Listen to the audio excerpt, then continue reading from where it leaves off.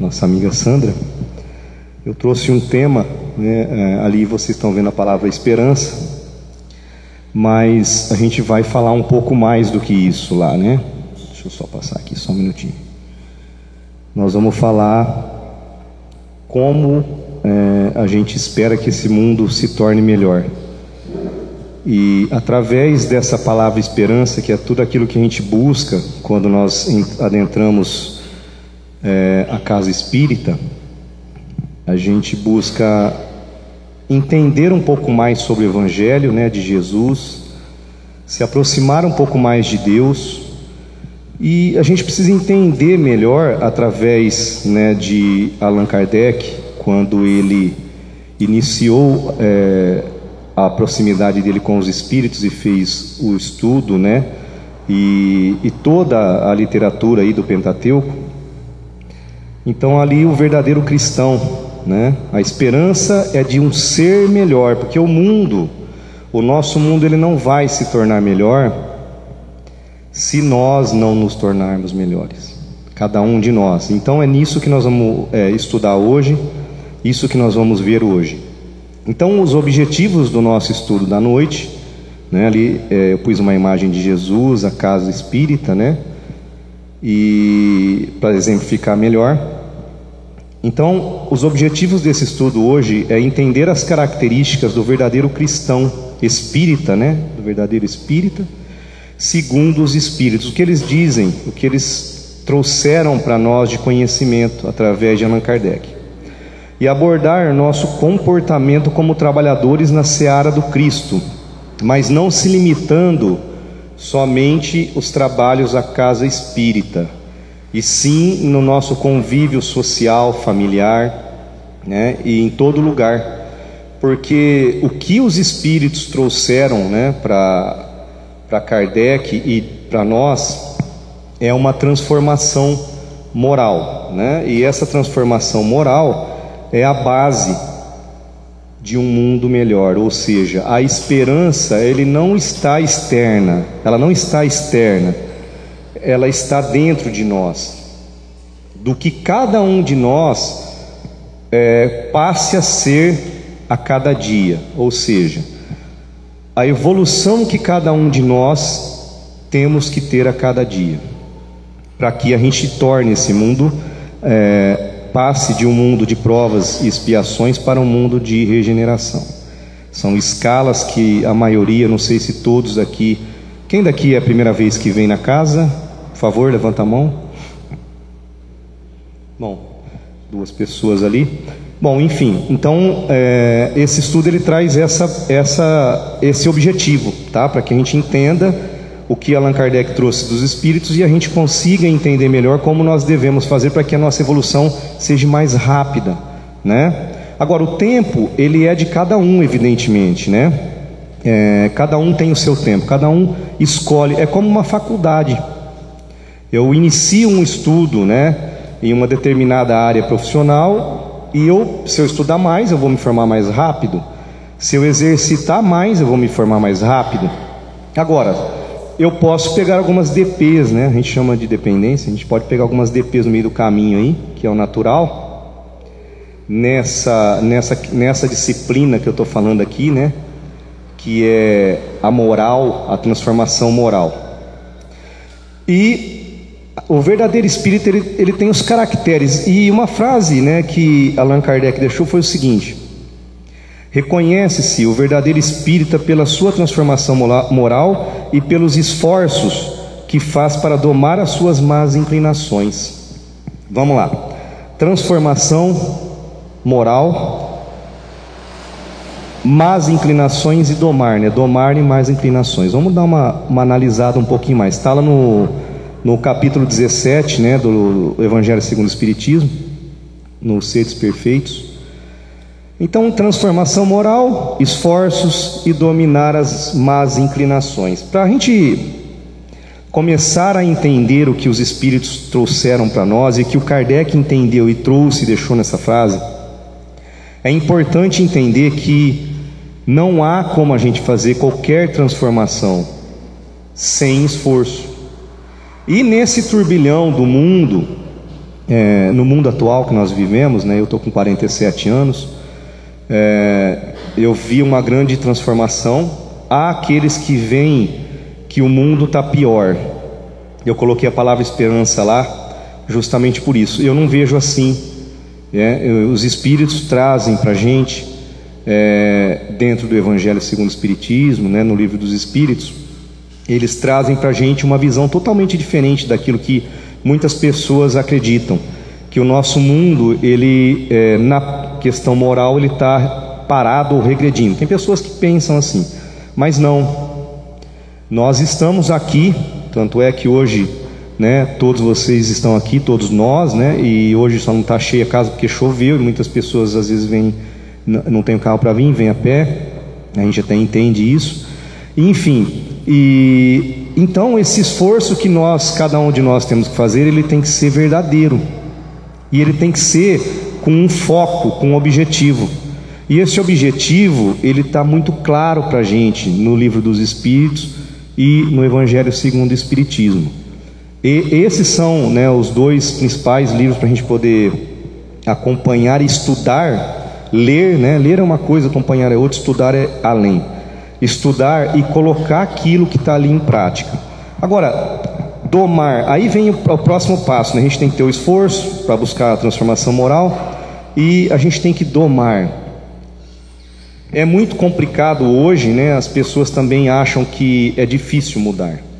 É difícil, às vezes, para uma pessoa, ela entender como ela é, quais são as suas más inclinações, o que atrapalha esse desenvolvimento moral.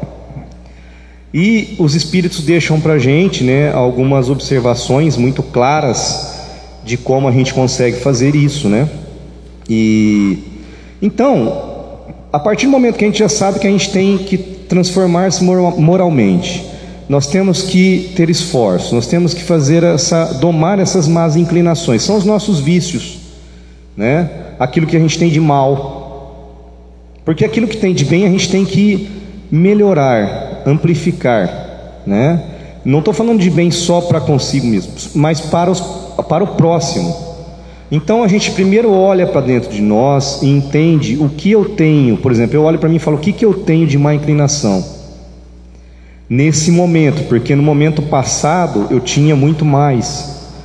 E estudando o Livro dos Espíritos, o Evangelho, trabalhando na casa espírita, estudando com o grupo espírita, isso está aberto a todos, eu comecei a entender que eu precisava deixar o velho Júlio, meu nome é Júlio, o velho homem para trás e trazer o novo homem.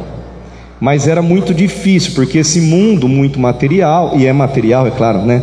Evidentemente é o mundo material, ele domina, ele puxa a gente, e ele acaba aqui nos tornando pessoas insensíveis, né? E que não enxergam o que realmente nós precisamos fazer para nós mesmos, né? Mudar e ser um homem de bem. Aí tem também, né, uma questão dos Espíritos que fala sobre o homem de bem. Nós vamos dar uma pequena passada aqui. E aí vem uma pergunta, né? Todos que estudam o Evangelho de Jesus, então a gente já sabe, né, que tem que fazer tudo isso. A gente está frequentando a casa espírita, tá vindo aqui. Nós estamos lendo aí o Evangelho, fazendo o Evangelho no lar. Eu sei que alguns, ou a maioria, faz o Evangelho no lar com a família, que é um momento muito importante. Ou que vem e estuda com a gente aqui no grupo, né? Nós temos estudos de segunda, de quarta, de sábado, domingo, né? Depois a programação passou aqui, então tem muitos estudos. Aí a gente faz a seguinte pergunta: todos que estudam o Evangelho de Jesus sob as luzes da doutrina espírita, ou que trabalham na casa espírita, portanto, pode ser considerado um verdadeiro espírita? É uma pergunta. O que vocês acham? Que sim ou que não? Evidentemente que a gente já deixou claro lá atrás, né, que se a gente não tiver esforço, se a gente não tiver fazendo algum esforço para nos melhorarmos, né, ou seja, evoluirmos moralmente, então é difícil você ser reconhecido, você se reconhecer como um verdadeiro espírita ou cristão, né, cristão espírita. Por quê? Jesus, ele trouxe para a gente não só a palavra. Ele não veio aqui e deixou só a palavra, ele veio aqui e fez. Então ele deixou claro que não basta a gente só estudar, não basta só a palavra, tem que ter ação. E aí a gente entra, numa questão. Respondendo a pergunta, o verdadeiro espírita reconhece que ainda tem más inclinações. Então o primeiro caminho, reconhecer quais são as suas más inclinações, que você tem má inclinação, e quais são elas. A gente lista, para construir uma casa, tudo que a gente tem que fazer. Lá no trabalho a gente faz um checklist, nós fazemos uma agenda, nós fazemos tudo. E por que não fazer com a nossa vida, no dia a dia? Não precisa ser escrito, pode ser mentalizado. Olha, eu tenho essa má inclinação, eu vou elencar aqui quais são as piores que eu tenho, vou trabalhar então nas mais fáceis, já que a mais difícil vai me desanimar, e eu vou trabalhando elas. E isso é impossível fazer sozinho, porque tem que ser com o próximo, ou seja, o mais próximo é a sua família que está dentro de casa, é o marido, a esposa, os filhos, a mãe, o pai, são aqueles que vivem com a gente debaixo do mesmo teto. Então ali você tem que começar a fazer esse trabalho. Não estou dizendo que é fácil, tá? Não é fácil. Se fosse fácil, nós não estaríamos no mundo de provas e expiações, estaria todo mundo no mundo celeste. E aí ele diz o seguinte: conhece suas más tendências e faz uma autoanálise, como eu disse agora, para questionar as suas atitudes nessa vida. Então eu já sei que eu tenho uma má inclinação, aí eu começo a entender, ao invés de eu ficar olhando a vida do outro, eu começo a olhar a minha vida, como eu estou agindo no dia a dia. Santo Agostinho já dizia, que quando ele estava no dia, na rotina diária dele, no final do dia ele ia dormir, antes de dormir ele fazia uma auto-reflexão e falava: o que eu fiz hoje? Será que hoje eu fiz algo de errado para alguém, ou que magoou alguém, mesmo que seja sem querer? Então ele, no outro dia, a primeira coisa que ele fazia era ir lá e se retratar e arrumar a situação que ele causou negativa para o próximo, Então ele deixa assim uma receita para a gente.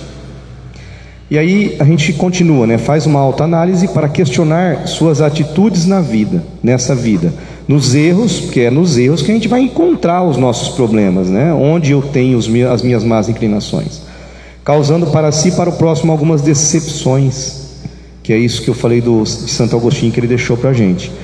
E sendo ele um verdadeiro cristão espírita, busca esforçar-se, eu grifei lá, aquela palavra que eu coloquei, esforçar-se e domar esses instintos e hábitos que cultivou por centenas e milhares de vidas, porque nós não somos principiantes, ou seja, nós não estamos aqui há pouco tempo, nós já passamos por outras vidas e trazemos dessas vidas os nossos vícios, tanto o nosso conhecimento adquirido também, através das ideias inatas, mas também trazemos os vícios, trazemos os erros cometidos no passado, e nós vamos ter que arrumar isso para vocês, vocês estão sempre aqui, estão sempre ouvindo isso, mas de uma forma a domar os instintos. Aí é que está o negócio, a gente tem que domar, porque a gente fala domar quando vai domar um animal, não é isso?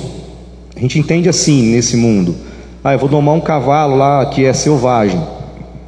Então, o que tem que fazer para domar esse cavalo? Às vezes você tem que agir ali com muita persuasão, mas com carinho e amor, porque senão ele não vai ser domado. E a mesma coisa a gente tem que fazer para a gente, Se a gente pega um animal, outro animal, um pitbull, por exemplo, um cachorro que todo mundo conhece, se ele tiver amor, é muito mais difícil ele ser um cão raivoso que vai atacar alguém. É difícil, não estou dizendo que é impossível, mas através disso é que a gente consegue se domar os nossos instintos, ou seja, analisando como nós agimos. Às vezes posso falar de mim, não dá para falar de outra pessoa. Eu, há muito tempo atrás, não conhecia o Evangelho de Jesus, não conhecia o Evangelho Espírita, eu não conhecia nada. Então eu tinha sim, uma queda muito forte para briga, para violência.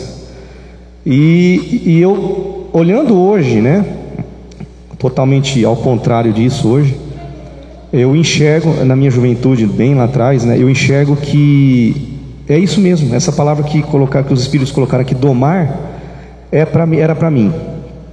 Porque se eu for analisar o que eu era antes, eu posso me comparar a um pensamento de um animal, mas não um animal que ataca por maldade, porque ele ataca por instinto. O animal ataca por instinto, instinto de defesa, instinto de sobrevivência para ele comer, né? Ele tem que matar um outro animal.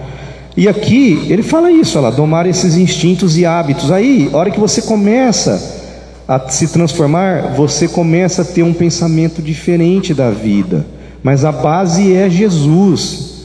Não tem transformação moral sem Jesus, não existe, não tem jeito, tá? Não tem outro caminho. Por isso que o Evangelho está aí, por isso que os Espíritos, junto com Allan Kardec, pegou, né, tudo aquilo que a gente precisava conhecer e entender e simplificou, traduziu para a gente em termos e palavras muito mais fáceis de entender do que na época, na era, né, vamos falar assim, passada, né, no Velho Testamento, vamos dizer assim, que lá naquela época, olho por olho, dente por dente, né? Agora já não é mais isso.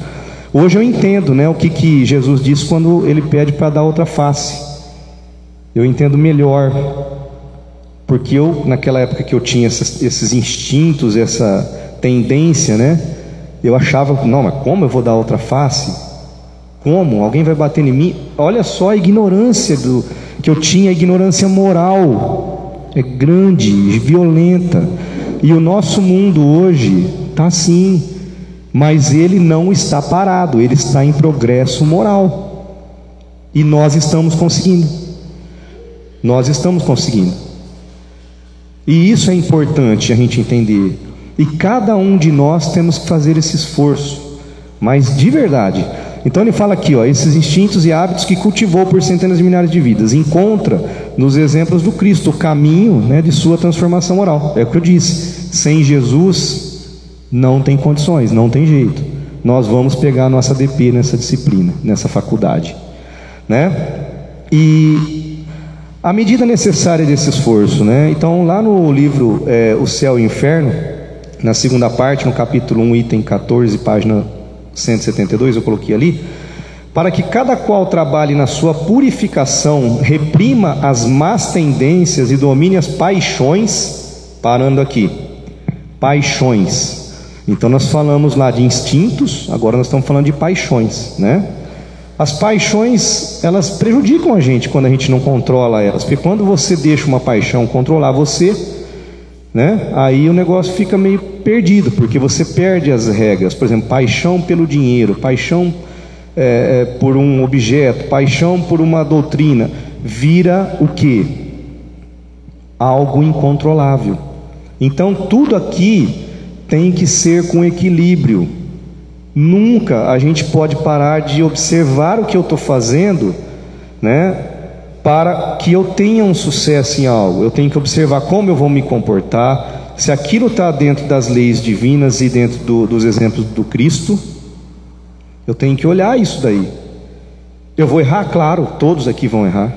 Santo Agostinho, eu não expliquei aqui para vocês que ele, no Evangelho, ele não fala isso, que à noite ele ia lá e ele pensava, eu errei com alguém?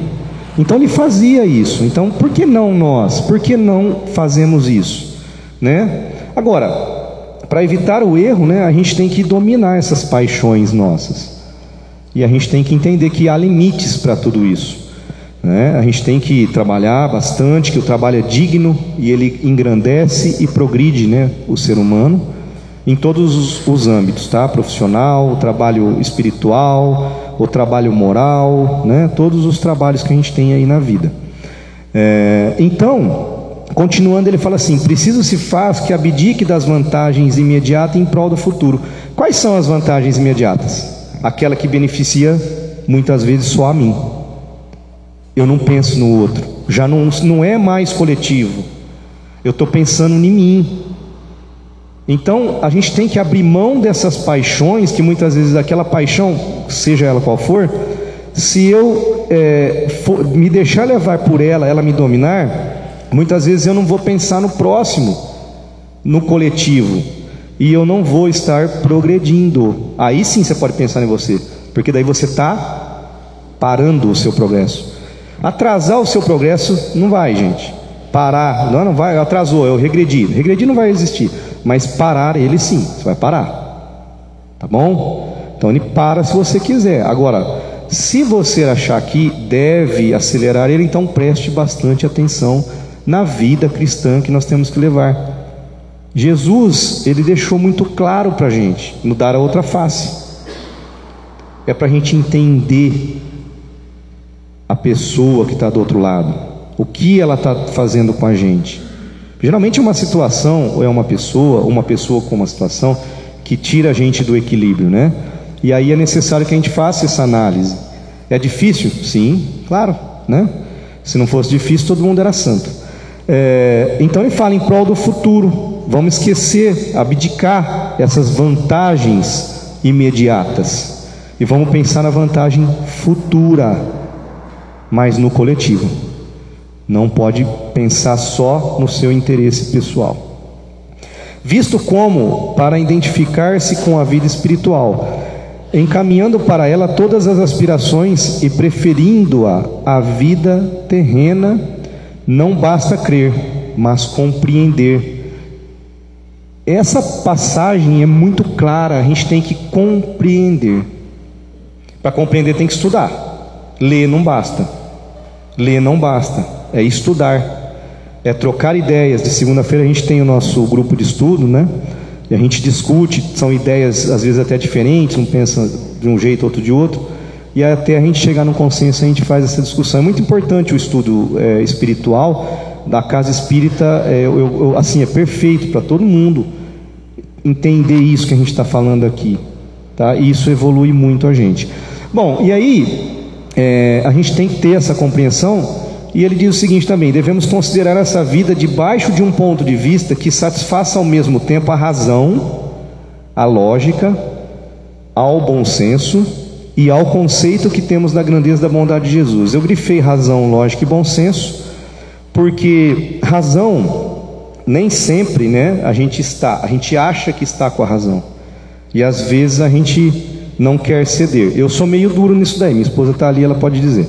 Eu sou meio duro, eu tenho que melhorar nessa parte. Essa é uma das partes que às vezes eu quero ter razão, mas ela me derruba. Às vezes ela vem e me derruba, não tem jeito. E eu falo, não, você tem razão, é verdade, a razão é você que tem. Mas é difícil, porque a gente vem de um mundo, né, na qual a gente prepondera aí você querer ter razão, né?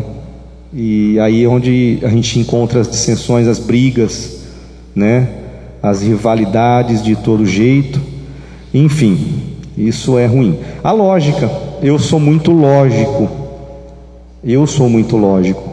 né? É bom, só que às vezes isso faz com que eu queira ter razão toda hora, e é ruim.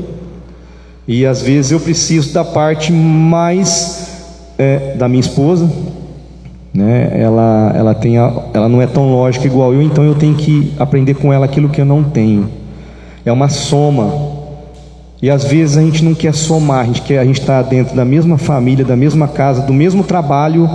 Não vou me atentar só no âmbito familiar, na casa espírita, junto com os trabalhadores, meus colegas aí, e a gente não abre mão, né? E aí é ruim.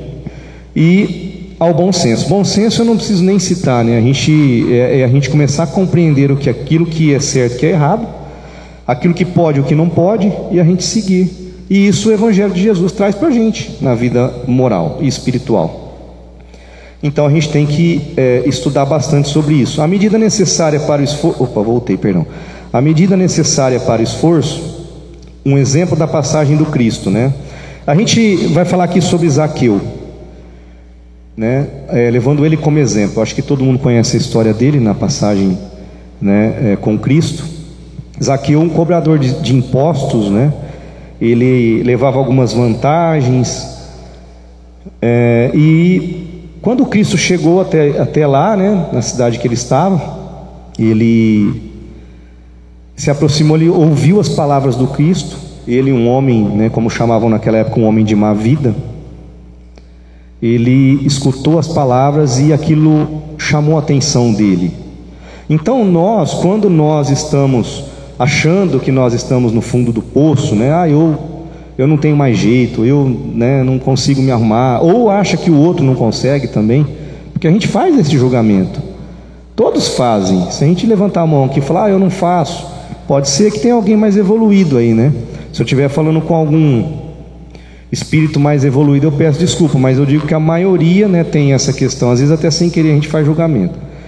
E então está escrito aqui, ó, por ele compreendemos que há, como sempre houve e haverá, certas almas que se entregam ao mal apenas porque não foram despertados para o bem. Então o despertar para o bem, essa palavra, essa parte do parágrafo que eu grifei, almas que preservam, contudo, alguns escaninhos indenes, né? Ou seja, áreas que não foram atingidas ainda, né? Tem até eu coloquei até em vermelho ali para a gente entender, ou seja, então a gente não sabe ainda, né?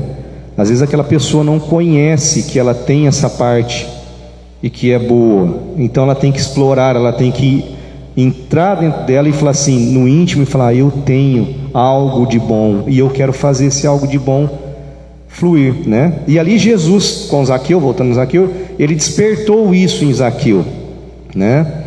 Aí ele diz o seguinte aqui, ó,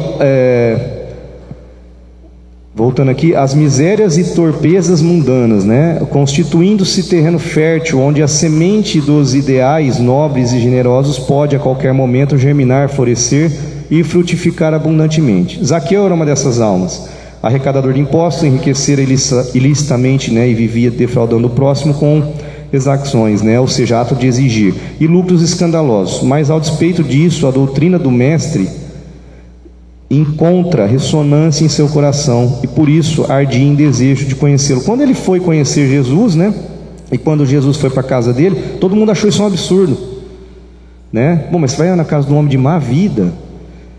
Por que Jesus fez isso?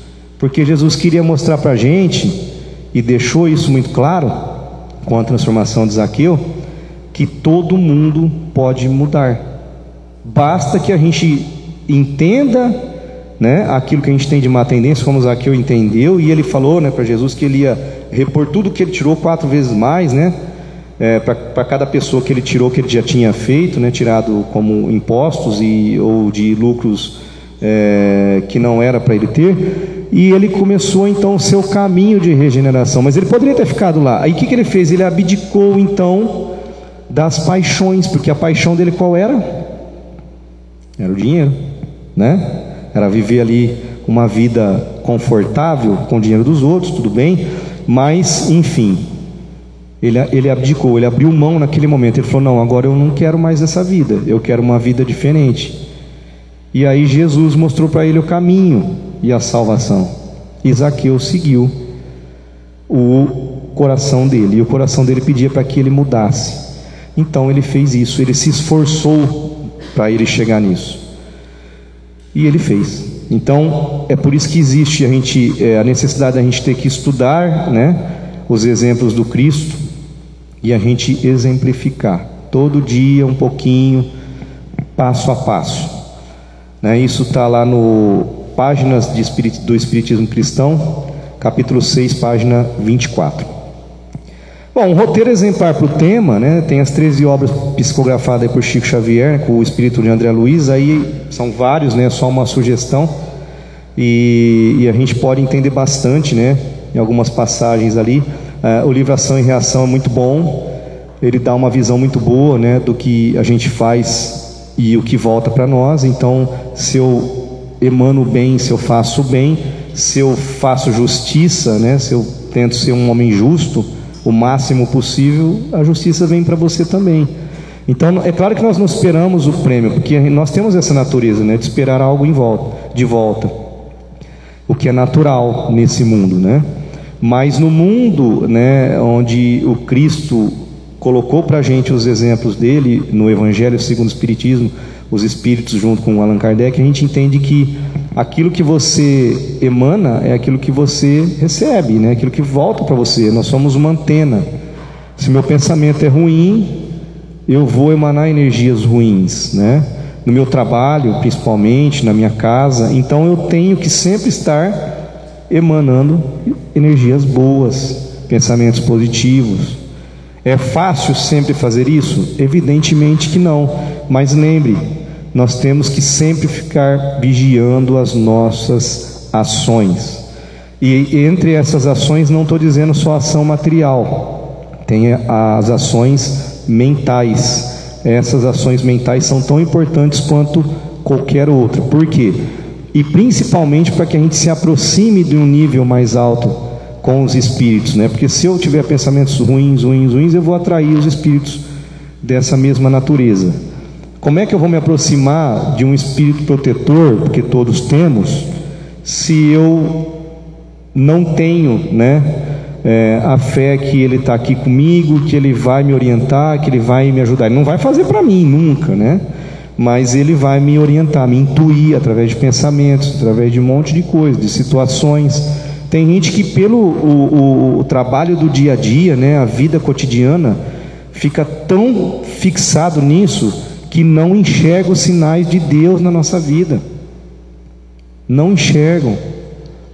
E aí você vê aquela pessoa, fica até com dó, porque aquela pessoa, né, a gente tem que ter dó, mas aquela pessoa tem que ajudar. Aquela pessoa, ela está ali bitolada em algo e ela fica vivendo aquele ciclo de vida dentro de um vício ou de alguma outra coisa, sem enxergar os sinais que Deus dá para ele sair daquilo lá, a ajuda que Deus dá através dos espíritos encarnados. Às vezes a gente tem pessoas que a gente fala, aquela pessoa é um anjo na minha vida.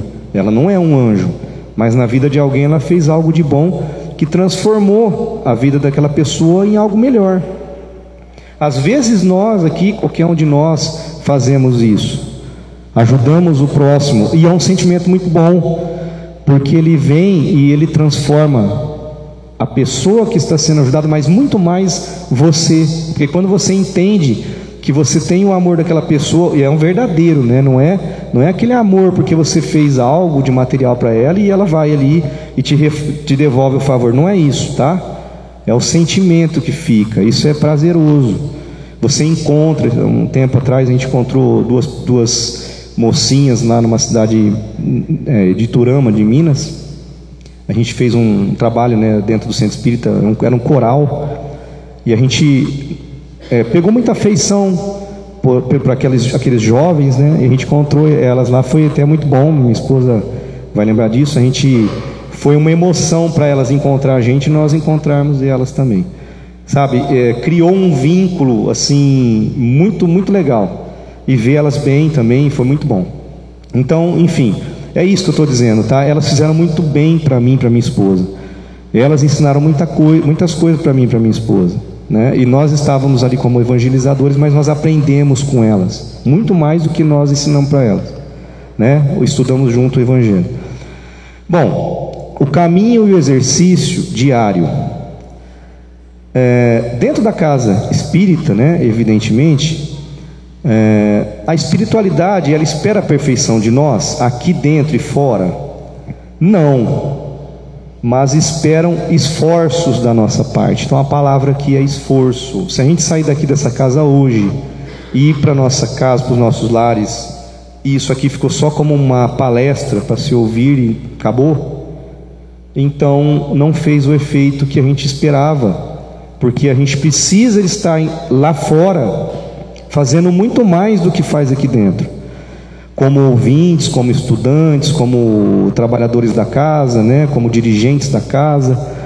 Mas a casa espírita, quando a gente adentra aqui, né, nós somos, às vezes a gente tem um outro comportamento. Eu não estou fazendo uma sonda na vida de ninguém, né? Eu, quando entrei numa casa espírita, né, a gente entra bonzinho, né? E eu estou falando de mim, né? Naquela época, a primeira vez que eu entrei, né, olhava aquilo, estudava, várias vezes fiquei sentado aí, olhando, estudando junto com o palestrante, com o pessoal da casa, mas só depois eu consegui entender.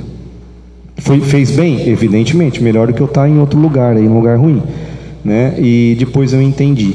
Não adianta eu vir aqui e pelo menos eu não aproveitar um pouco daquilo que eu ouvi na minha vida cotidiana, porque não vai fazer sentido voltar para cá e não exercitar. Então exercitem, vamos fazer o esforço, porque é isso que os espíritos dizem. Olha lá, a espiritualidade espera a perfeição de nós? Não, ainda não. Mundo de provas e expiações. mas eles esperam os esforços da gente. Existem então dois tipos de espíritas, né? Vamos dar uma olhada. Espíritas cristãos, né? Sim, aqueles que se simpatizam com a doutrina cristã dos espíritos, e aqueles que aceitam, compreendem e praticam as leis da caridade, de justiça e de amor, que o Cristo exemplificou. Então, são dois tipos de cristão, de espíritas, né? Aquele que vem, ouve, já está bom, porque já está iniciando uma evolução. Mas o considerado espírita, aquele que está fazendo os esforços, ele já compreende, ele já aceita, porque ele compreendeu. Não tem como a gente aceitar algo que a gente não compreende, gente. Quando uma pessoa vem e faz alguma coisa para você e você não sabe a natureza, ou seja, o sentimento que está dentro daquela pessoa, você não compreende. Às vezes a pessoa faz algo, você acha um absurdo, só que depois você vai ver, você fala, nossa, ele está fazendo isso por causa disso. Eu tenho um exemplo muito fácil, né? Eu fui conversar profissionalmente com uma pessoa numa reunião e eu estava com um problema, né, com um funcionário da empresa que trabalha para a gente, só para dar um exemplo. E a pessoa, foi uma reclamação, a pessoa estava, né, dormindo, quase dormindo ao volante, segundo um passageiro. E aí eu fui lá falar com o gestor da área. Ele pegou e falou para mim, estou dando um exemplo, tá? A gente não sabe como é a vida do outro. E aí de repente ele falou, não, a pessoa fulano de tal, e ela está com um problema, porque a filha dela, ela comprou um mercado com a filha e para o genro, a filha caiu doente, e o genro agora tem uma doença que ninguém descobre o que é, está os dois internados e ela tem uma netinha para cuidar ainda, entende? E aí o pessoal estava achando que o erro dela era grave. Não, ela está passando por uma fase muito difícil. E aquilo está afetando a vida dela, e ela não pode perder o emprego. Se perder o emprego foi pior, né? Então, entende o que eu estou dizendo? A gente não conhece o que está do outro lado, a gente não sabe o que está acontecendo. Então investigue primeiro. É difícil isso, né? Porque a gente costuma fazer muito, a gente conversa muito, né? O ser humano conversa muito. E, enfim, então aqui está bem claro lá, os que se simpatizam com a doutrina cristã dos espíritos, e aqueles que aceitam, compreendem e praticam a caridade. Então a gente tem que fazer isso. Não basta falar, a gente tem que fazer, e para fazer tem que ter esforço, tem que ter dedicação, né? Então podemos dizer que entende-se por trabalhadores da seara do Cristo todo aquele que divulga seu evangelho, o exemplifica em seus atos onde estiver.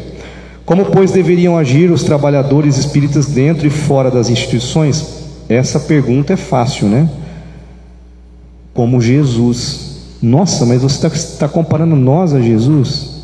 Não, eu estou dizendo que nós temos que fazer aquilo que Ele deixou para que um dia eu seja um espírito evoluído e possa estar trabalhando para Jesus, junto com Jesus. Para quê? Para mudar o nosso mundo. Então eu tenho que mudar eu primeiro. Eu não consigo mudar o outro. E eu queria mudar o outro lá atrás, tá? Eu queria mudar o outro. Hoje, até hoje, né? Eu tento mudar o outro. Eu ainda estou ruim nesse negócio, não é? Minha filha está ali, minha esposa está ali, ela pode dizer. Eu tenho que me melhorar nisso daí. E a gente está lutando, a gente luta. Eu acredito que eu tive uma grande melhora, melhorei bastante. Mas eu não vou desistir, eu vou me esforçar. E o meu objetivo, né, o meu foco, o meu roteiro é o Evangelho de Jesus. Sem ele eu nunca poderia ter feito a evolução que eu fiz. É pequenininha ainda, tá, gente? Mas eu fiz através do Evangelho de Jesus. Bom, a maior alma que pisou na terra foi Jesus, né? Correto, né? É uma pergunta. Os Espíritos disseram sim, e várias vezes ele se fez aprendiz. Essa é uma passagem muito importante também. Olha lá, para ensinar que por maiores que nos achemos, sempre temos que aprender, pois a sabedoria é como uma névoa do amanhecer que esvai-se aos primeiros raios do sol. Então às vezes a gente acha que a gente sabe mais que o outro, né? E o orgulho ele se sobressai, porque quando a gente faz isso e a gente não para ter compreensão das coisas, a gente não abre o coração. E Jesus, ele se fez aprendiz, mostrando para a gente que nós também temos que nos fazer aprendiz, entender que nós somos aprendizes. Então todos aqui estão aprendendo, todos aqui vão errar, Todos aqui vão se levantar, vão corrigir os seus erros e vai conseguir trilhar o caminho da evolução. Jesus coloca-se em meio aos sábios da época, executando e fazendo perguntas, indulgente e humilde, né? Como agimos nos nossos lares, como marido, esposa, pai, mãe, filho, como eu falei no começo, ou no trabalho como companheiro de trabalho, ou gestor de equipe, ou mesmo nas demais vivências sociais e religiosas. Jesus fez isso. Ele foi lá, né, ainda muito jovem, no meio dos sábios, e se colocou como um aprendiz, né, e humilde, indulgente, e conseguiu mostrar para eles que ele tinha condições de fazer isso. Claro, ele era uma alma iluminada, ele era a alma mais perfeita que estava aqui no momento, e ele mostrou para nós, e muitos ali não quiseram fazer esforço nenhum, nem para compreender. A gente sabe, todo mundo aqui já viu, né? Já leu ou já assistiu algo da vida de Jesus, e ele provou isso para a gente. Então é o caminho que nós temos que seguir, no comportamento esperado, como devemos agir no trabalho e na vida. O trabalhador da última hora somos nós, todos, tá? Aí nós nos selecionamos para isso. Basta querer estar com Jesus. Se você quiser estar com Jesus, estiver estudando o Evangelho segundo o Espiritismo, você é o trabalhador da última hora, né? É o indivíduo que realiza todas as tarefas que lhe cabem no mundo, com dedicação, sacrifício e amor. Sacrifício, palavra forte. Nós vamos ter que sacrificar muita coisa. Quem não abrir mão do sacrifício, ou seja, não abrir mão de algo em sacrifício, para que consiga evoluir, vai ser, aí é a parte difícil. Então nós temos que sacrificar muita coisa aí e escolher o que a gente prefere ter na vida, né?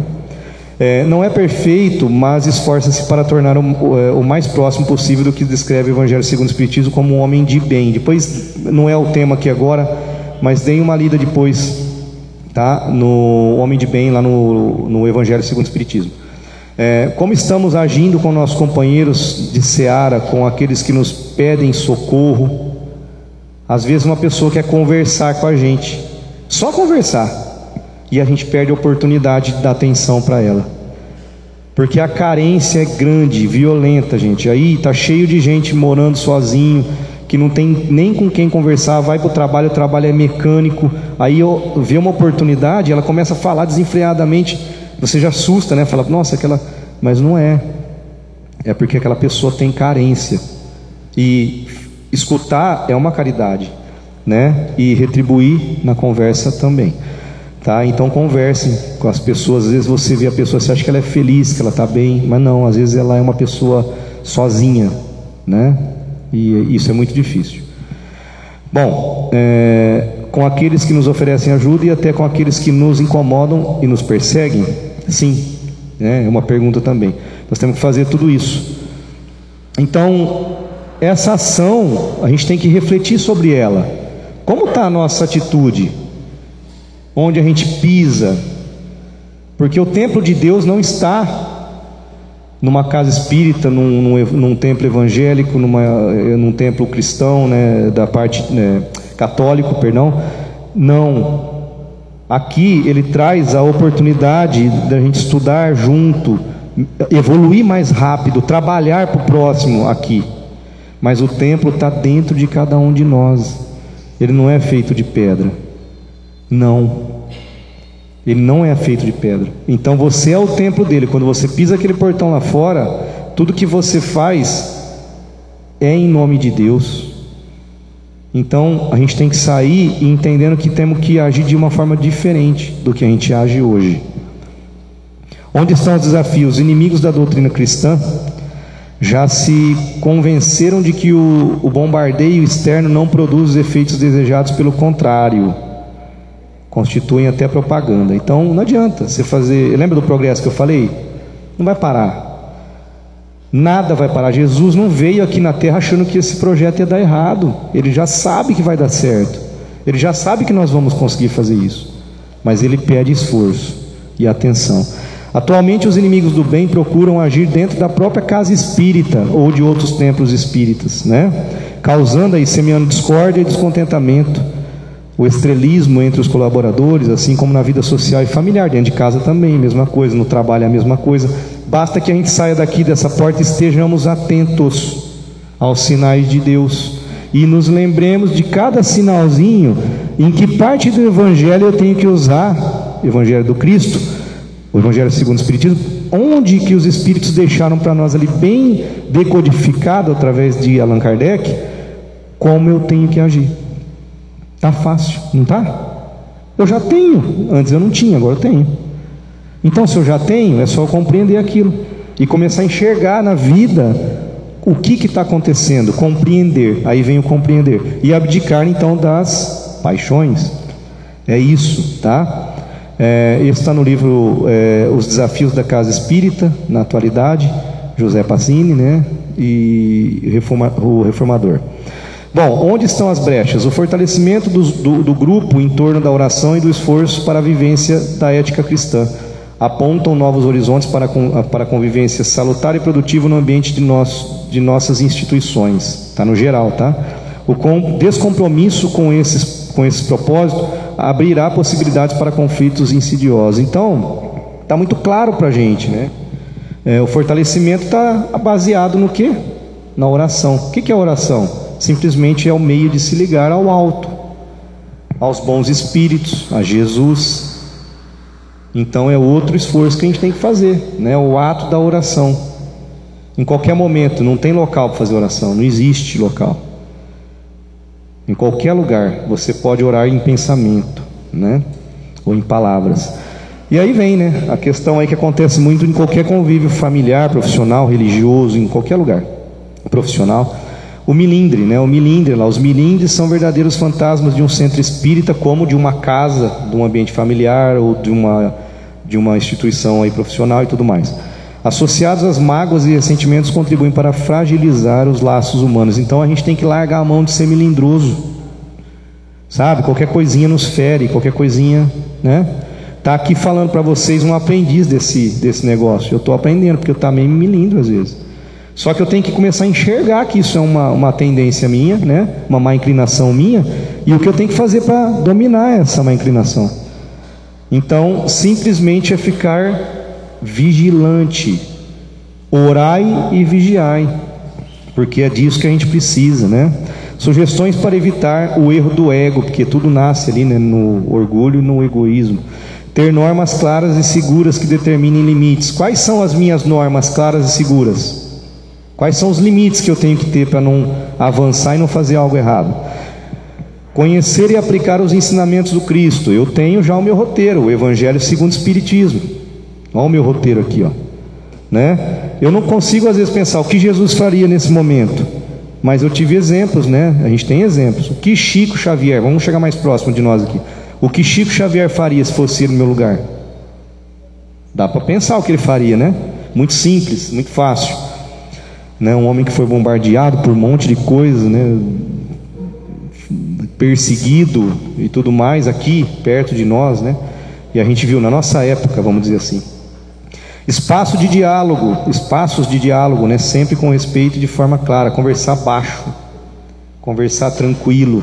Quando você vem com brutalidade para conversar, né, com raiva, com ódio, ou você ironiza tudo, não vai dar certo. Tá? Lembra do livro Ação e Reação? Dá uma lida lá que vocês vão entender isso. É aquilo que eu falei, o que você emana é aquilo que você vai receber. Atendimento fraterno a quem quer que seja, não só na casa espírita, em qualquer lugar, na rua, no trabalho, na casa, qualquer lugar. A pessoa às vezes precisa só conversar, ou às vezes a pessoa precisa de uma ajuda material, às vezes a pessoa de uma orientação, de um trabalho, por que não? De um dinheiro, de uma comida, de uma roupa, qualquer coisa. A gente está vendo aí, gente, né? A gente está vendo um monte de gente. Se para num semáforo tem sempre um monte de gente. Tem mãe com filho já. A gente via às vezes um pedinte, outro, mas agora não, tem mãe com filho em semáforo. Alguns da Venezuela, de outros países aí, mas a gente vê bastante, né? Então o que a gente tem que fazer? Vamos lá, vamos pensar nisso. Estudo constante do Evangelho segundo o Espiritismo. Isso não pode parar. Por isso o Evangelho no lar e a frequentar a casa espírita para estudar. O que nós estamos fazendo aqui agora, mas tem estudos mais avançados, que nos levam a progredir mais rápido. Incentiva a vivência dos seus postulados, né? Ou seja, eu tenho que incentivar a mim e por exemplo, o meu filho, né? Minha filha, minha outra filha que mora com a gente aqui, está em Ribeirão, e a minha esposa, e ela também me incentivar na vivência, nos atos. Você está errando nisso, lembra lá do evangelho, isso que você não está fazendo, está errado. Eu dou o direito deles falar para mim, você não está fazendo, e também tenho que ajudar eles a fazer isso. Orar e vigiar sempre, em qualquer lugar, em qualquer situação. Eu paro por aqui.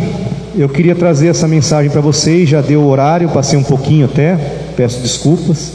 E eu queria deixar claro que isso é um estudo. Eu estou aqui também como um estudante, apesar de estar passando para vocês, mas peço a vocês que saiam daqui hoje e coloquem em prática isso, tá bom? Porque nós temos que nos esforçar. Muito obrigado pela atenção de vocês.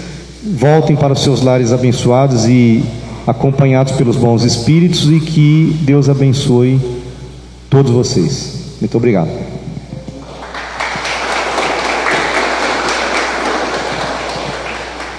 Som. Obrigado a todos que vieram, tá? Nesse tempo chuvoso aí, né? Complicado. Peguem as suas mensagens, mentalizem o número, tá? Júlio, me ajuda a fazer o sorteio dos livros. Me fala o número de 1 a 27. 27. Lá no final, talvez, ali, rachou? Quer mandar a filha? Pode vir pegar. Quer entregar para ela? Pode vir. Não precisa, pode deixar a mensagem aí, pode ficar com a mensagem. Parabéns, boa leitura. Pode falar outro número? Número 1. Talvez aqui na frente, número 1. Alguém com o número 1? Não está aí? Outro número então? Número 15. 15. Achou? Parabéns, boa leitura. Obrigado, hein? Obrigado, Júlio, pela palestra, pelos ensinamentos, tá? Se quiser apagar a luz, a gente já faz as orações finais. Pode apagar a luz aí. Obrigado. Então vamos fechando os nossos olhos, vamos respirando fundo, vamos absorvendo essa energia que recai sobre nós, vindo da equipe espiritual, que nós consigamos acumular essa energia até a próxima semana, quando estaremos aqui novamente, que nós consigamos nessa caminhada infinita, que nós estamos por aprender cada vez mais, que nós consigamos vencer cada obstáculo, que nós consigamos nos tornar pessoas melhores e mais amorosas ao longo do tempo, e assim seguindo em direção a algo melhor. Então, dito isso, felizes por estarmos aqui em mais um domingo junto com a espiritualidade da casa, vamos fazer uma oração do Pai Nosso para terminar os trabalhos de hoje. Pai nosso que estais nos céus, santificado seja o vosso nome, venha a nós o vosso reino, seja feita a vossa vontade, assim na terra como nos céus. O pão nosso de cada dia nos dai hoje. Perdoai as nossas ofensas, assim como nós perdoamos a quem nos tem ofendido. E não os deixeis cair em tentações, mas livrai-nos e guardai-nos de todos os males. Que assim